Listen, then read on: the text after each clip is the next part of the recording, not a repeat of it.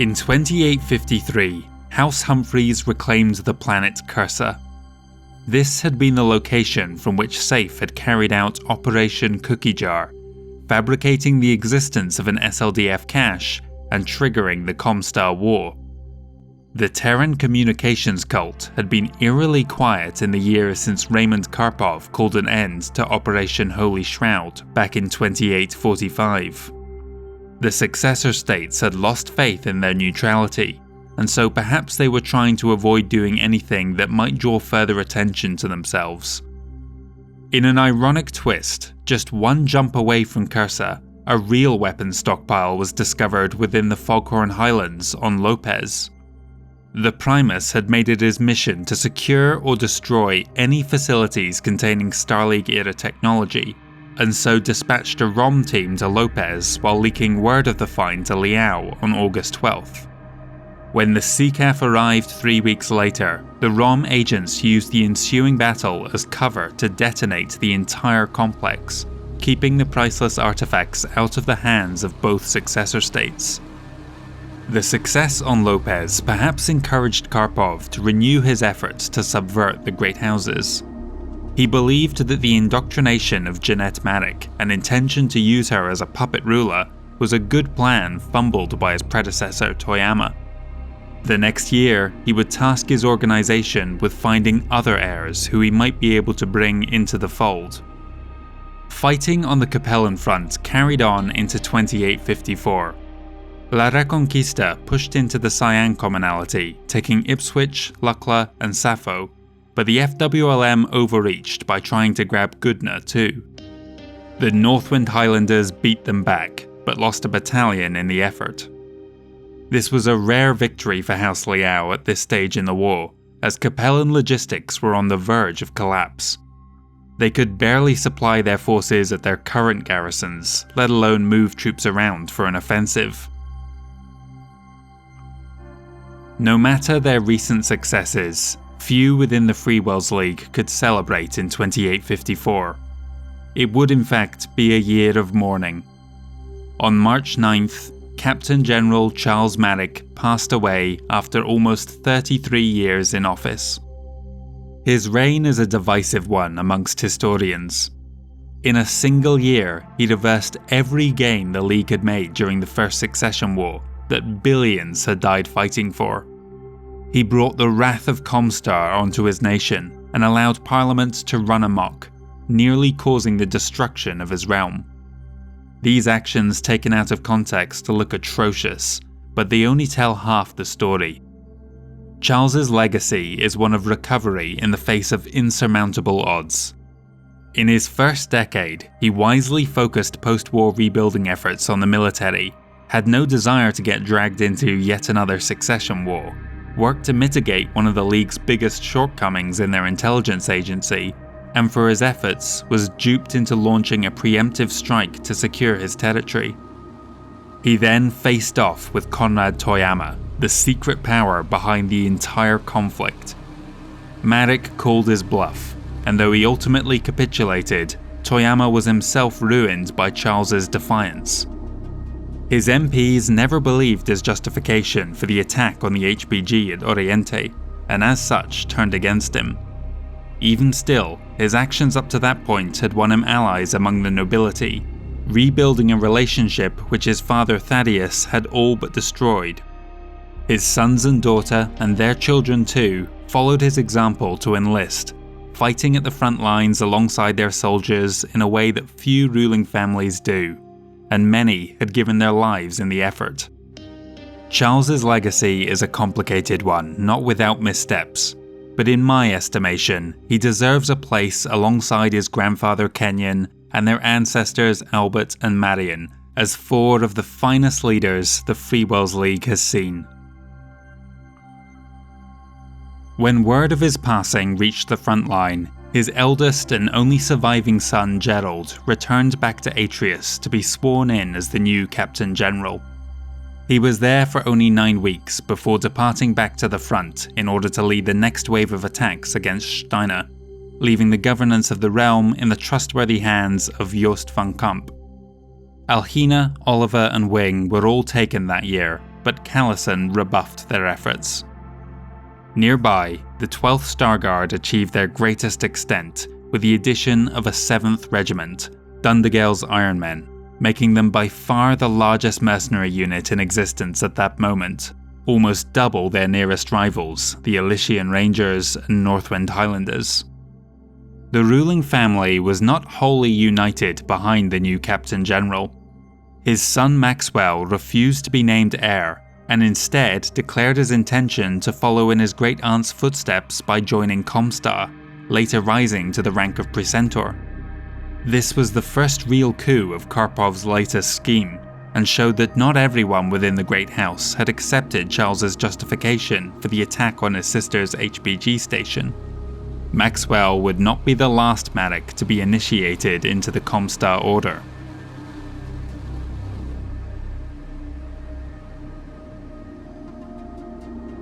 Miyogi Kurita's campaign to take control of Hesperus may have ended unsuccessfully, but this was far from the only operation he had planned.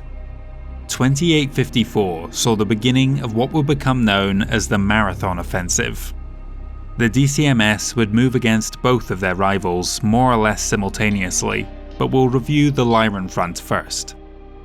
The Warlord of Benjamin had been busy conducting their own minor campaign, expanding by another 2 systems in the years since the new coordinator came to power.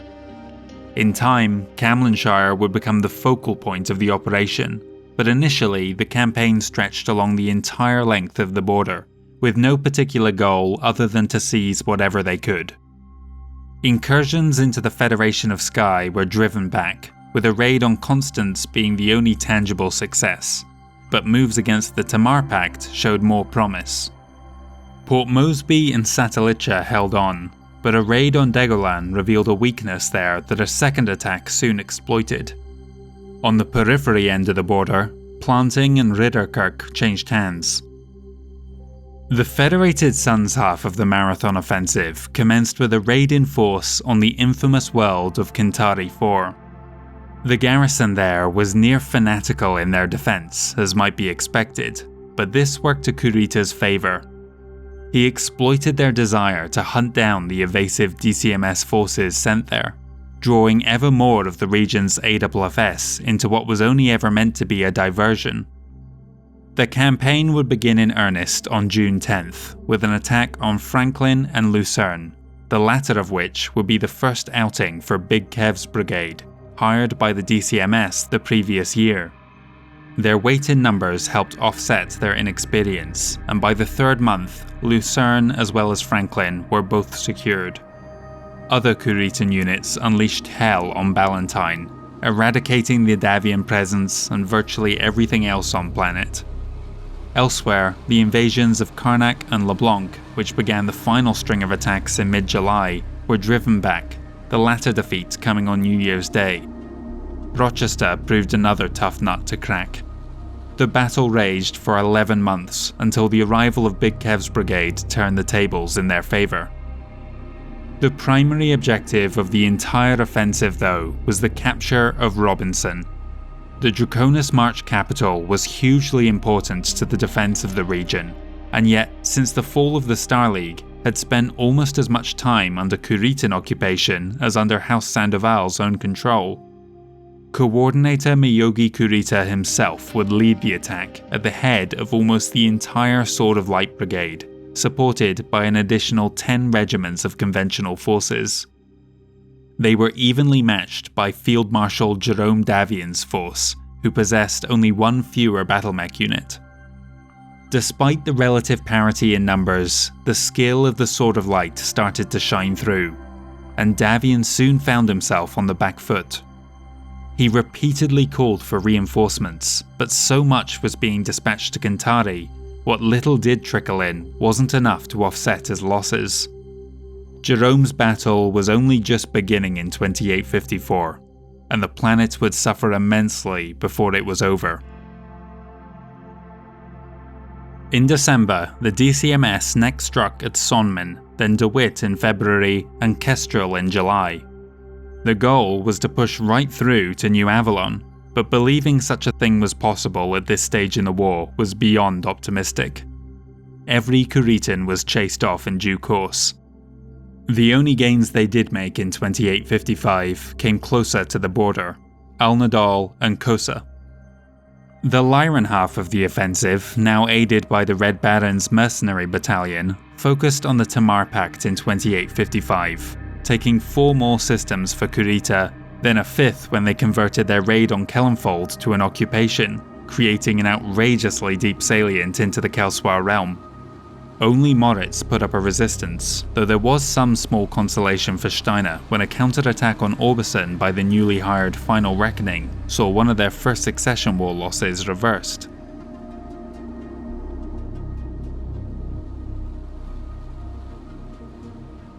Gerald Marik's main objective for the year was to rebuild the Syrian Concordance. All 3 of their lost systems were wrestled out of the hands of either the Capellans or Lyrans. The former tried to curtail any further losses by augmenting their forces with another merc unit, Damage Inc. The Andurian conflict continued as well, with Humphreys winning another 5 planets for their growing duchy, though 3 of those would be deemed inhospitable and abandoned by war's end. They followed this up in 2856 with 2 more conquests, though Rosendahl resisted their advances for the time being.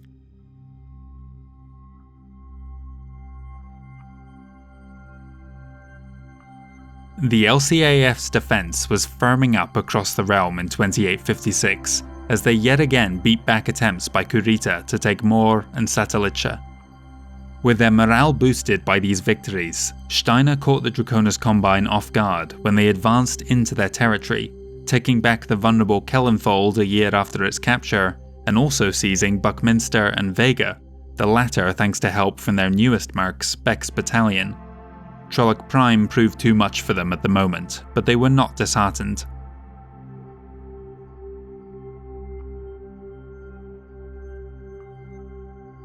The Marathan Offensive had become a bit of a damp squib.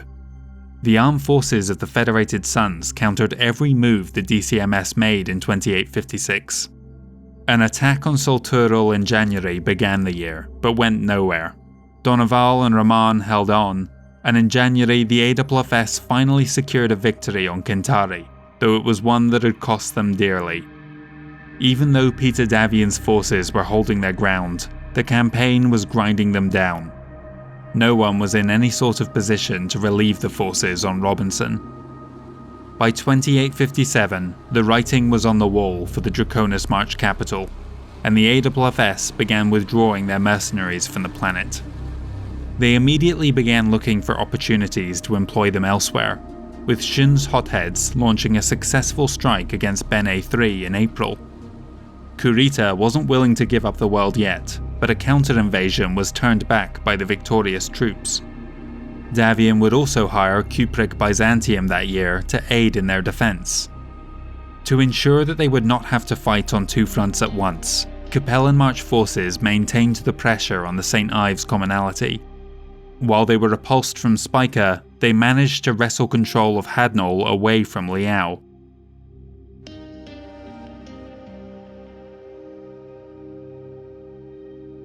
For the 2nd year in a row, the LCAF came out ahead of the DCMS. Port Mosby resisted a second attempt by Kurita to seize control of the system, though nearby Naja could not. 4 planets within the Dieron military district were targeted by Steiner, and all but Al-Nazl were taken. A dozen or so light years away, the Freewells League moved to reclaim Alula Australis, but otherwise the border here was quiet. The Duchy of Andurian proved to be the only real hotspot along the Capellan border in the latter years of the Second Succession War. In 2857, House Humphreys secured Ithaca and Mataskogan, then Veribium and Claybrook the next year, though the latter was an arduous effort that cost both sides dearly. Kurita's efforts in 2858 centred around Camlanshire, but they could only manage to take Orestes, failing to gain a foothold on Caldria or Glenlivet. With the Kelswar forces struggling to hold on, a minor redistricting of the border provinces brought Lestrade forces further forward to assist. A large chunk of the Tamar Pact had been cut off, which the neighbouring Federation of Skye soon subsumed into Cannonshire, thereby creating Orkneyshire as the new Rimwood province of the Tamar Pact. For the most part, the LCAF continued to show the DCMS up on the field. Steiner focused on the former hegemony worlds where the population was less indoctrinated into the Combine way of life. Lambrecht held, but Lyon would become part of the Isle of Skye. One event in 2858 that highlighted the advantages and pitfalls of the Inner Sphere military's increasing dependence on mercenaries to do their job was the success of the Draconis Combine in convincing the massive 12th Starguard Brigade not to renew their contract with Steiner, and instead take up employment with the Dragon. At the drop of a hat, they had gained half a dozen regiments, while their rivals lost that number. It goes to show that it doesn't matter how loyal a unit is, if a better offer comes along, it can be difficult to turn it down. Of course, the Coordinator had a far more insidious way of ensuring their long-term loyalty, the infamous company store policy.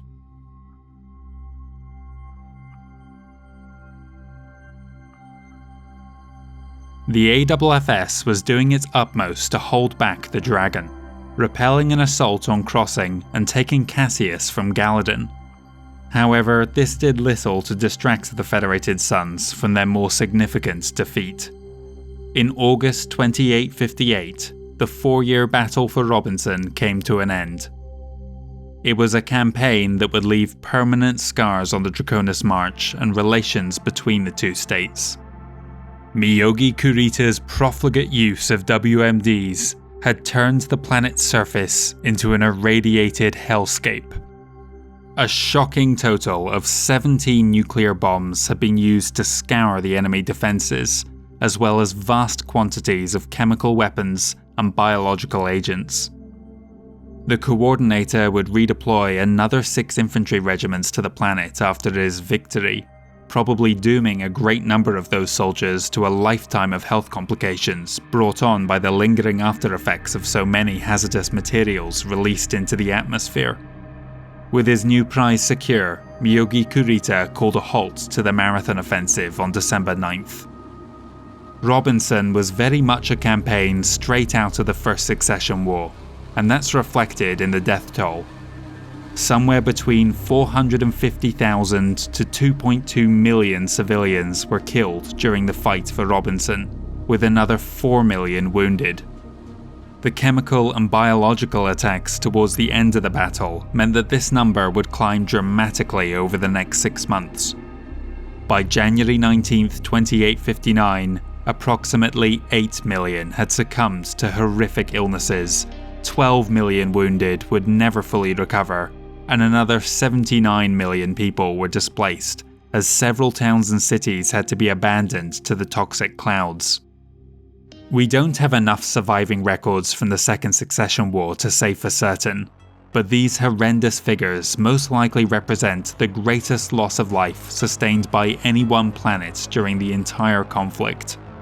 It was a human tragedy that would cement the belief among the people of the Draconis March that the entire Kuritan family was evil beyond redemption.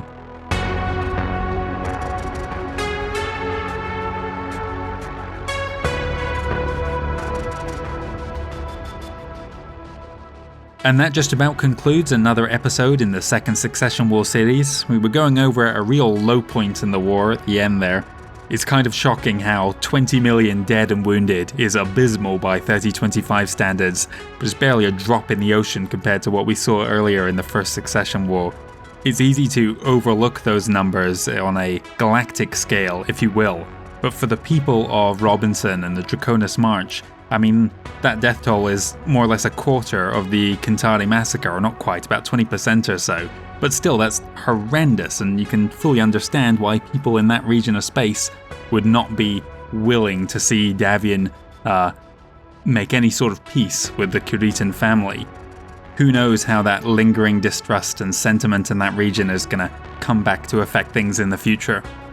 Not very much else happened in this chapter, to be honest. I mean, we're really into the grind phase of the conflict now. Things are winding down, people are doing what they can, but they're kind of really struggling to maintain any sort of grand offensive.